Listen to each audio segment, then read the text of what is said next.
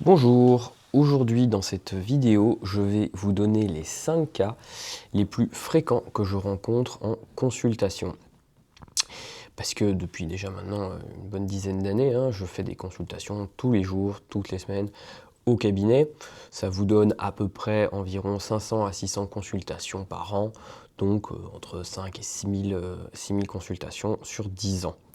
Et donc parmi toutes ces consultations que je fais, il y a des cas qu'on va voir quasiment toutes les semaines, voire certains tous les jours. Et je voulais vous faire une liste des 5 cas les plus fréquents qu'on va rencontrer donc, dans le cadre des consultations en droit du séjour en France. Donc si vous faites partie d'un de ces 5 cas, c'est tout à fait normal, puisque c'est les plus représentés, donc les chances que vous soyez dedans sont importantes. Pensez bien que si vous en faites partie, c'est que vous avez besoin de conseils. Donc n'hésitez surtout pas à en prendre, d'accord? Et quand je dis des conseils, évidemment, je ne parle pas d'une recherche sur internet, encore moins d'un forum ou de demander à une IA, et alors encore le pire évidemment, de vous renseigner auprès de vos amis qui, bien que généralement sont pétris de bonnes intentions, n'ont aucune connaissance en la matière, et donc les chances qu'ils vous racontent quelque chose d'inexact sont assez importantes. Donc s'il vous plaît, quand vous prenez des informations, cherchez d'avoir des informations de qualité, parce que c'est quand même des situations compliquées et il vous faut vraiment avoir quelque chose pour avancer dedans. Et c'est pas ce que vous allez malheureusement trouver en une petite recherche sur internet 5 minutes qui va solutionner votre problème. Alors, à chacun des 5 cas que je vais exposer, il faut comprendre qu'à chaque fois, il y a une solution qui existe, d'accord? Donc aucun cas n'est, on peut les résoudre, mais évidemment, il faut déjà comprendre qu'il y a une nécessité d'une intervention, que ça ne va pas se faire tout seul malheureusement, et que surtout, si vous êtes dans ces 5 cas-là, ne pensez pas que l'administration va faire preuve de compréhension parce que c'est vous, que vous êtes quelqu'un de très sympathique, je n'en doute pas, et que vous avez toujours travaillé, payé vos impôts. Non, l'administration ne fait preuve d'aucune compréhension, d'accord? Déjà, ils ne respectent pas généralement les règles telles qu'elles sont édictées dans le code. Donc, ne comptez surtout pas sur une forme de bienveillance de leur part. Il n'y en aura pas. Ce sera même plutôt l'inverse.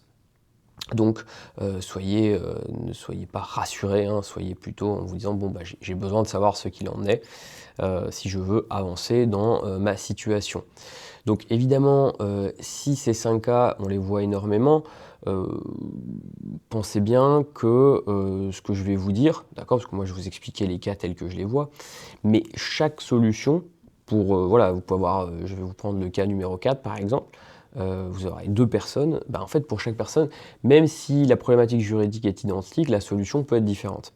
Et donc, il faut toujours, et ça c'est ultra important parce que c'est une erreur très commune, mais qu'on voit beaucoup, c'est que les gens, dans cette situation, ils ont trop souvent tendance à se dire parce que son cas est juridiquement identique au mien, ma réponse à moi va être identique. Non, d'accord?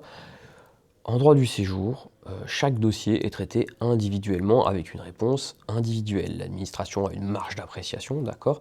Ce qui veut tout à fait dire que, par exemple, 2 dossiers identiques peuvent avoir des décisions qui ne le seront pas. Et c'est exactement pareil si vous allez devant un tribunal, d'accord? Vous pouvez avoir 2 recours pour une décision identique, et vous pouvez avoir 2 jugements différents. D'accord? Parce qu'il y en a un, il aura plus de preuves que l'autre, parce que les juges peuvent tout à fait, dans certains cas, rendre des décisions différentes. Ils ne sont pas tenus parce que les cas sont identiques, mais il y a une marge d'appréciation aussi.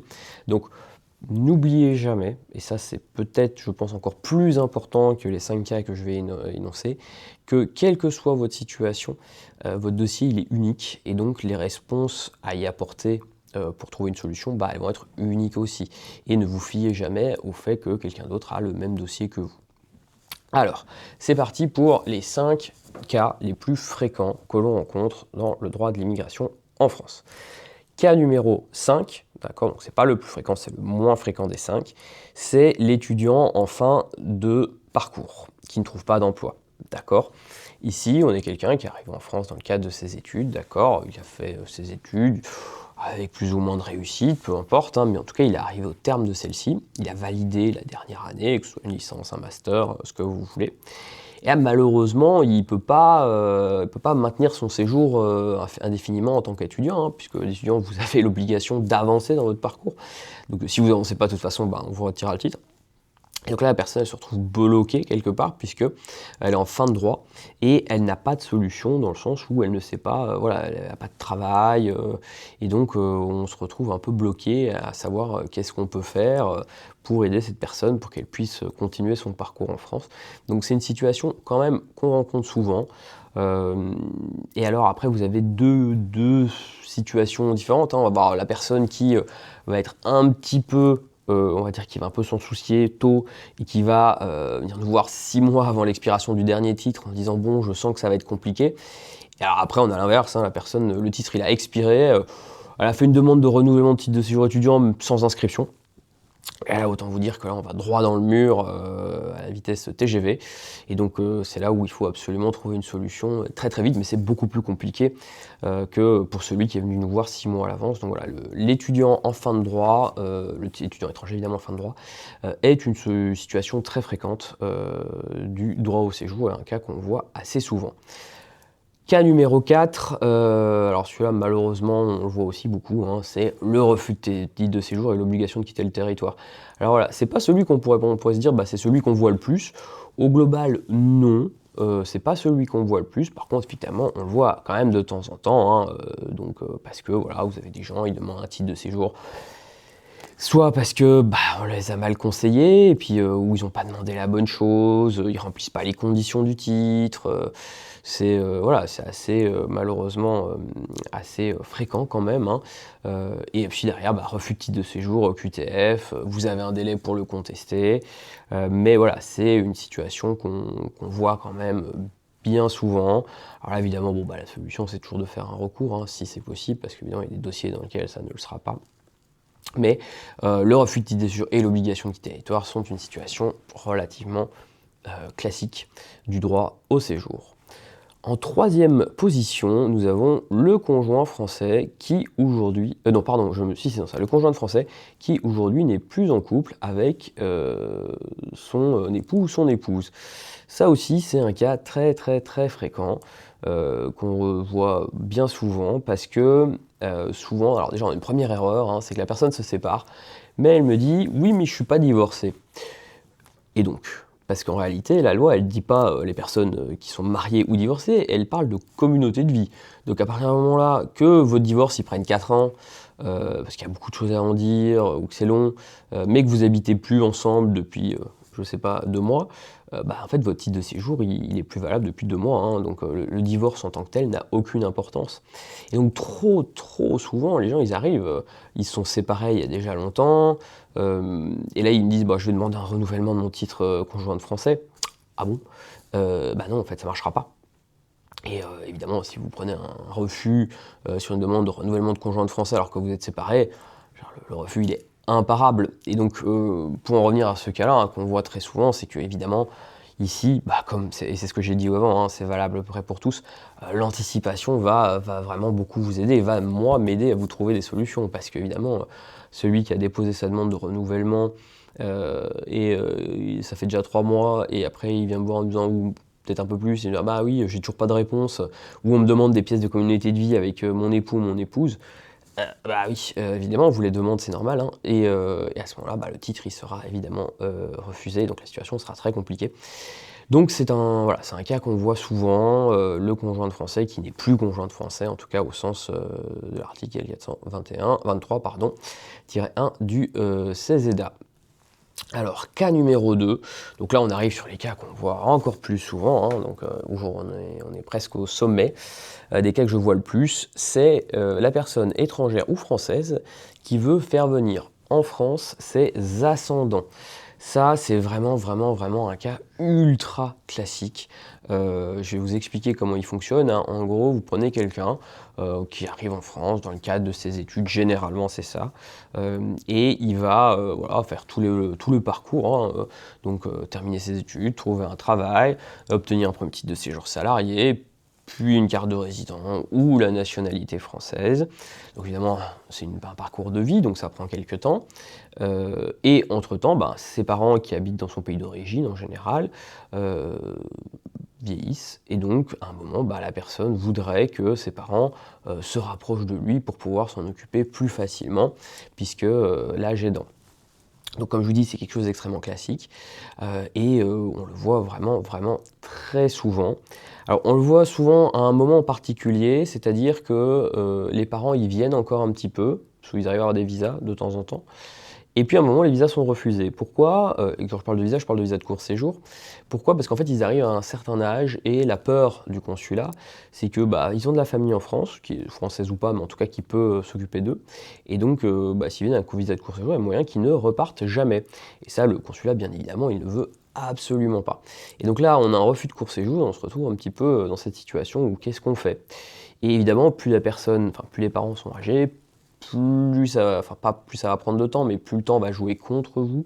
Là où, si c'est quelqu'un qui est plus proche de la soixantaine, on a encore du temps pour trouver une solution. Mais en tout cas, voilà, c'est très fréquent de voir ça, parce qu'en même temps, ça s'inscrit dans une logique.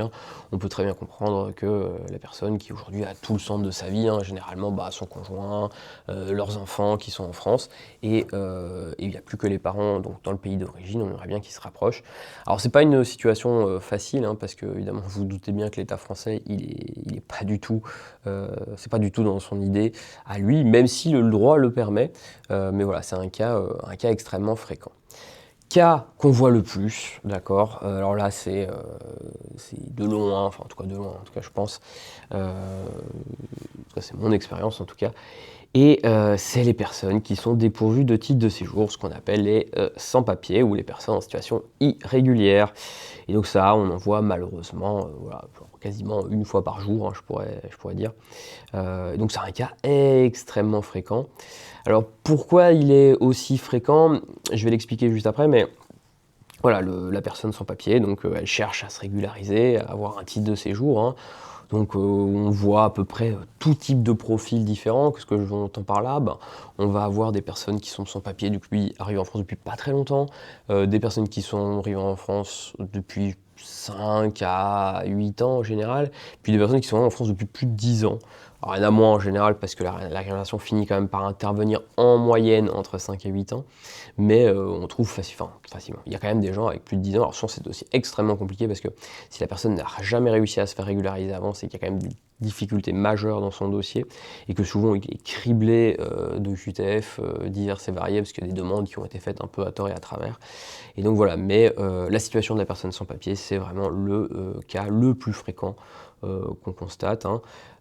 C'est pas toujours celui pour lequel on peut trouver des solutions, mais c'est vraiment le cas le plus fréquent des 5 qu'on va voir dans la pratique et lequel je vais intervenir en consultation.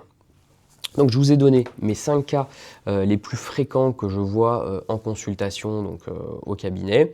Alors bien évidemment, dans ces cas-là, un rendez-vous ne peut pas toujours tout solutionner. Je vais vous donner des exemples, mais il y a des cas où malheureusement, alors il y a des cas où on peut agir, d'accord, et dans la majorité des cas, il y a toujours une solution, mais on va avoir des cas où on ne pourra rien faire. Imaginons une personne qui est arrivée en France de manière irrégulière et qui est sans papier, qui est en France depuis 2 ans. Bon, il n'y a aucune solution envisageable à ce stade-là. Donc là, au moins la personne, on lui donne les règles. Donc c'est toujours plus simple de bâtir un dossier quand on connaît les règles et ce qui va nous permettre d'atteindre notre objectif, que de le faire en étant complètement dans le noir. Donc ça a quand même un intérêt. Autre cas pour lequel ce sera quasiment impossible d'intervenir à l'instant T, ça va être la personne qui a eu un refus de titre de séjour ou une obligation de quitter le territoire pour qui le délai de recours est expiré. D'accord, vous avez un délai de recours de 1 mois, je parle pour on va dire la situation classique. Le délai est dépassé. Bon, voilà, on peut plus saisir le tribunal en tout cas. Alors ça ne veut pas dire que c'est complètement fini, mais voilà, on ne pourra pas le faire en tout cas puisqu'il y a une question de délai. Mais dans tous les cas, ce que je voulais dire, c'est que il y a quand même des solutions. Parfois, elles sont un peu plus longues, il faut attendre un petit peu plus, mais si vous êtes dans un de ces 5 cas, à chaque fois, c'est possible de trouver une solution. en fonction évidemment de votre situation propre. Et voilà, il n'y a aucune fatalité, hein. Moi j'ai vu des gens qui sont passés de sans-papiers à français, donc c'est possible. Alors évidemment, ça demande du temps, de l'énergie, des sacrifices, mais c'est un parcours de vie, donc voilà, il faut en avoir conscience, hein. Je prends le cas du sans-papier, on décide de rester ici en étant sans-papier, il faut bien avoir conscience que la situation juridique, elle n'est pas favorable et que ça peut prendre un certain temps. Pourquoi ces cas sont aussi fréquents? Je pense personnellement que c'est parce que ils répondent à des logiques de l'immigration traditionnelle, c'est-à-dire l'étudiant, voilà, qui veut acquérir un titre de séjour professionnel, c'est dans la suite logique des choses.